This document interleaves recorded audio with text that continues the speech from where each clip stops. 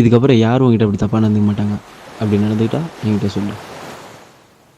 நான் ஒன்று கேட்குறேன். கேளு. எனக்கு நீ இருக்க, யாருமே இல்லாதவங்களுக்கு அதுக்கு தான் போலீஸ் இருக்காங்க, இவ்வளோ டீச்சர்ஸ் இருக்காங்க. நீ யார் அடிச்சதுன்னு தெரியுமா? யார்? நீ அடித்ததே என் டீச்சரை தான்.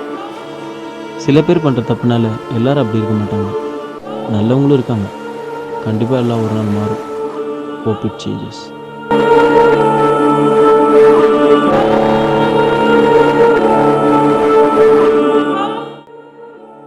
ஓவராலாக 50% மேலே சைல்டு அபியூஸ் பண்ணுறது யார் காரணம்னு பார்த்தீங்கன்னா, இந்த மாதிரி கவர்மெண்ட் அஃபீஷியல்ஸுக்கு ரூம் தான் சொல்லிட்டு கேஸ் சரியாக சொல்லுது.